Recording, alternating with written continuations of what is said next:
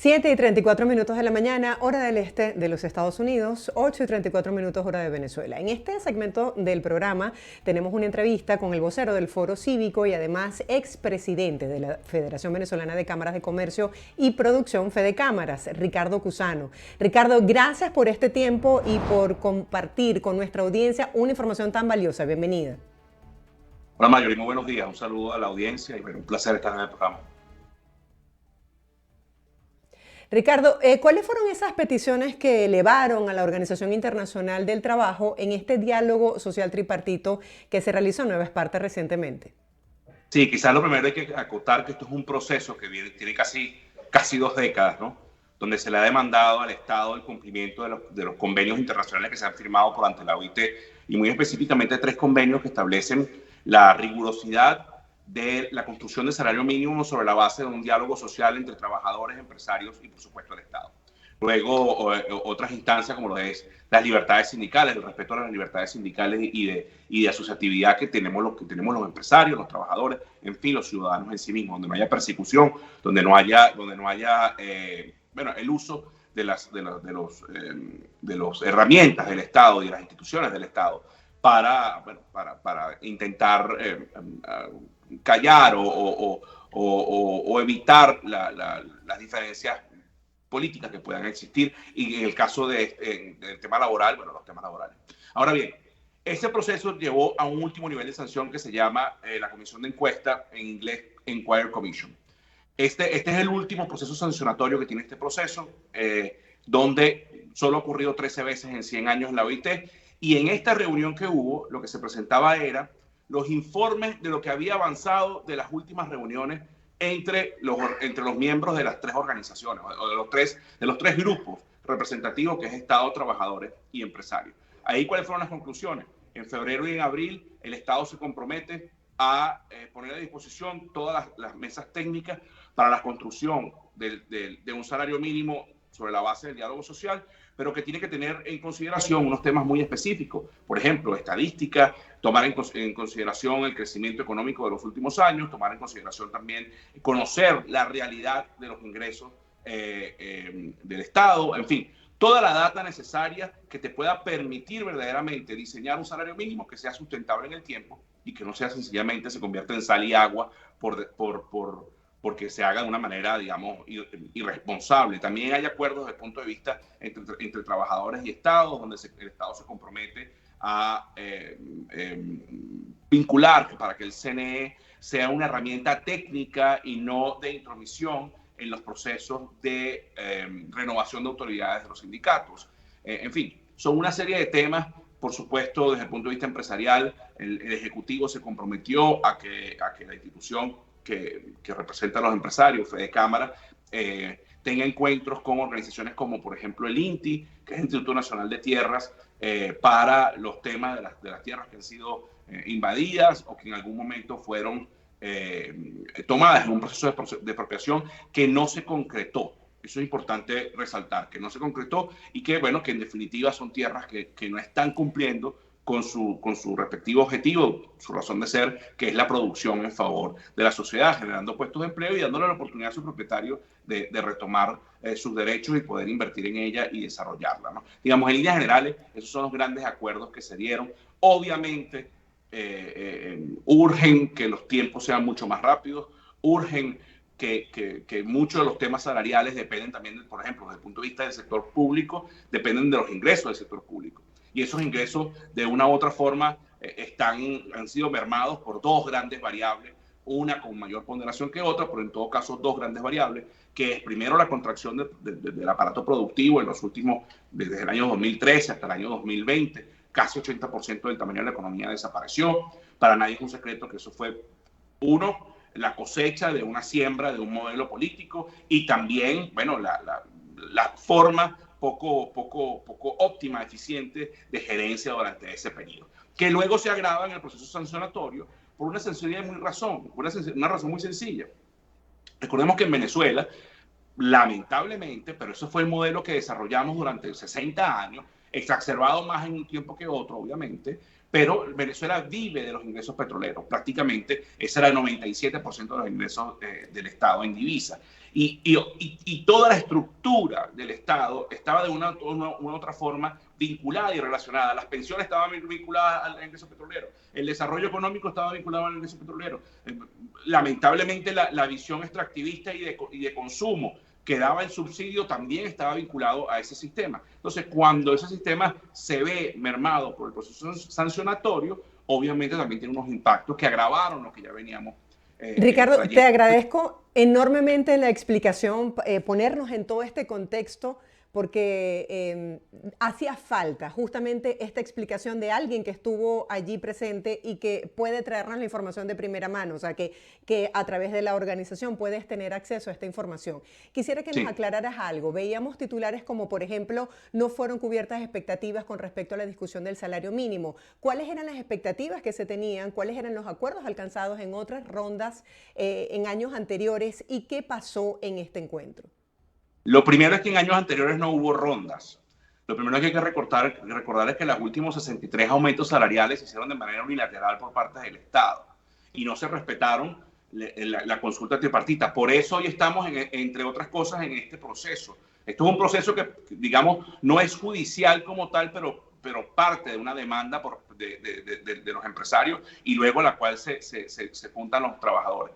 ¿Y cuáles eran las expectativas? El país está expectante de un salario que permita dignificar la calidad de vida de la gente, de un salario que permita dar educación, acceso a la comida, pago de los servicios públicos, etcétera, etcétera. Obviamente esa era la gran expectativa y lamentablemente, bueno, no se cumplió. Hoy poder tener un nuevo monto que cubra, que permita a la familia venezolana, a la familia trabajadora, también a pensionados y jubilados, digamos, tener acceso a sus necesidades básicas. Pero también ese nuevo monto tienes que diseñarlo de una manera que sea viable, que haga viable a los dos grandes generadores de empleo, que sin duda alguna es el Estado y los empresarios. Para que tengas una dimensión, la fuerza laboral venezolana, cálculos no oficiales, se estima entre 13 y 14 millones de personas, o sea, gente que está en edad de trabajar. Y solo aproximadamente 29%, 11 en el sector público y 18 en el sector privado, hacen vida en la formalidad. Entonces, son muchos problemas que atañen al simple hecho de colocar un nuevo salario, pero sin duda alguna la gran expectativa era esa, ¿no? ¿Qué va a pasar de aquí en adelante? Y específicamente me gustaría rescatar cuáles fueron esas peticiones que hicieron los empresarios y los trabajadores en esta reunión. Bueno, lo que va a ocurrir aquí en adelante, como te acababa de decir, vienen dos nuevas reuniones de carácter técnico donde el Estado se compromete a poner a disposición todas esas herramientas para poder construir el salario en febrero y en abril. Y las peticiones, como ya habíamos dicho, primero, que tener la data cierta para poder aportar en una propuesta de salario. Uno. Dos, que cesen hostilidades de cualquier tipo para con las dirigencias, para los liderazgos gremiales y sindicales. O sea, que no haya violación del derecho a la gremialidad, al sindicalismo, que obviamente se respeten, digamos, los procesos naturales de elecciones de los sindicatos, donde un CNE o donde el Ejecutivo no se entrometa, sino que sea una herramienta técnica para facilitar esos espacios. En fin, son distintas dimensiones de solicitudes que se hicieron sobre la base de una queja, así se llama lo que podría decirse en el mundo judicial la demanda, una queja que se planteó hace casi 17, 18 años por ante la OIT y que ha venido nutriéndose con casos, con pruebas y que hoy está en este nivel de ejercicio, digamos, tripartito con la asistencia técnica de la OIT, que por cierto se comprometió a prestar todas sus capacidades y su historia en términos de experiencia para poder llevar, digamos, a la sociedad venezolana a soluciones concretas y sustentables en el tiempo en materia laboral, ¿no? Ricardo, ¿por qué tú crees que los sindicatos han estado en desacuerdo con respecto a los términos en los que se realizaron estas reuniones?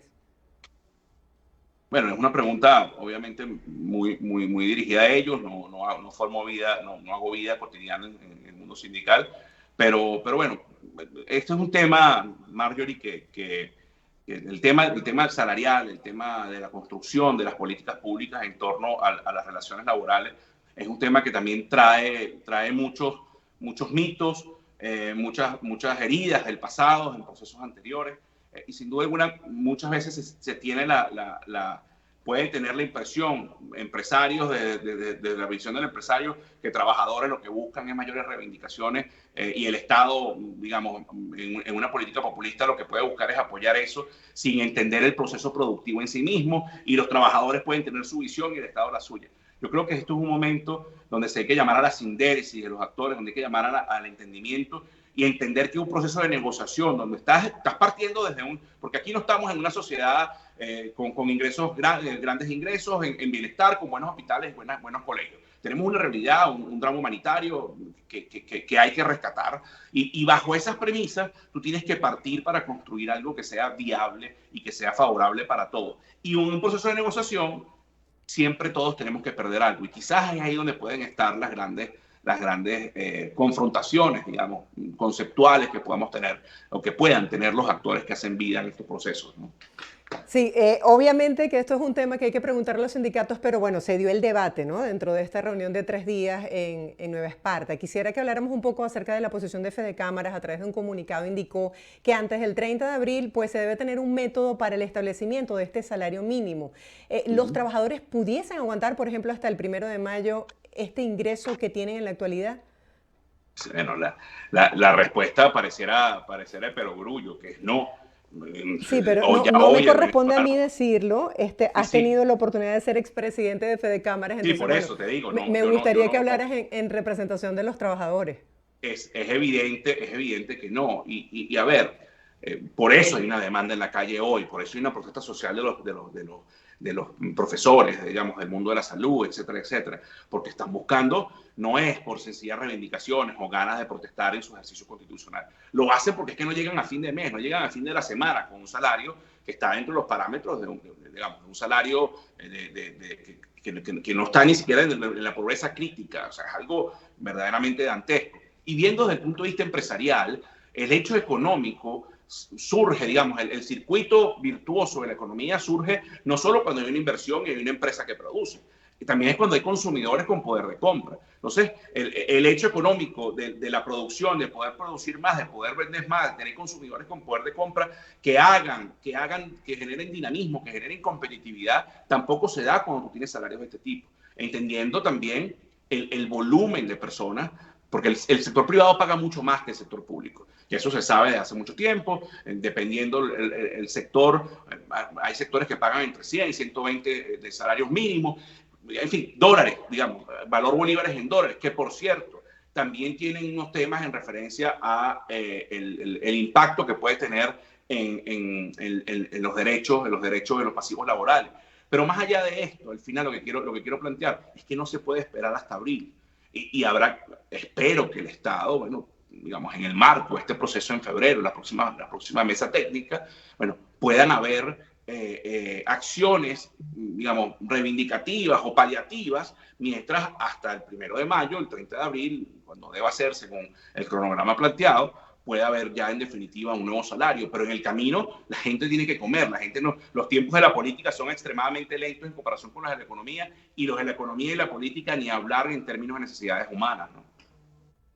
Ricardo, mucha gente pues se creó expectativas sobre lo que sería este encuentro y sobre todo sobre las conclusiones, los logros alcanzados. Nos has explicado muy bien cómo ha sido el proceso, pero para las personas, el ciudadano de a pie que nos está viendo, que tenía como sus esperanzas centradas en que de allí saliera una propuesta concreta, quisiera que me dieras tu opinión sobre la disposición de la contraparte con respecto a estas solicitudes. Si pudiésemos hacer una conclusión, un resumen, ¿cuál sería tu visión de lo que ocurrió en este encuentro? Fíjate, la visión que puedo tener, más allá de alguna información privilegiada, siendo expresidente de Fede Cámara y teniendo relaciones personales y de una u otra forma organizativas a través del foro con los sindicatos, por no haber estado en la reunión, es que pareciera que todavía estamos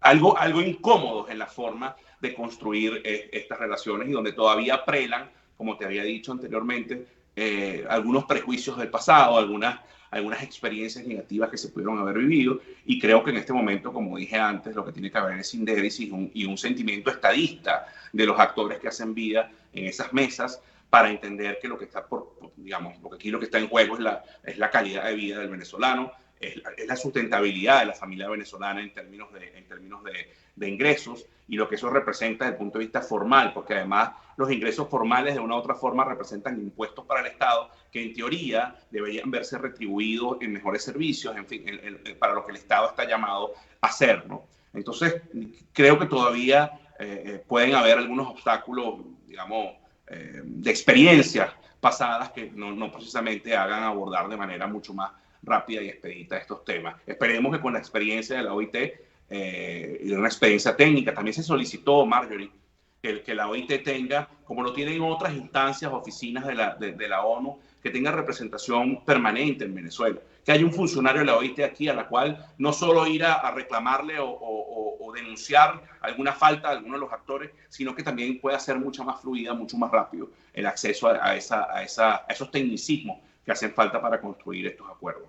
Muchísimas gracias por esta actualización informativa sobre este tema de interés para nuestra audiencia. Ricardo, será hasta un próximo encuentro. Feliz día y feliz semana para ti. Muchas gracias.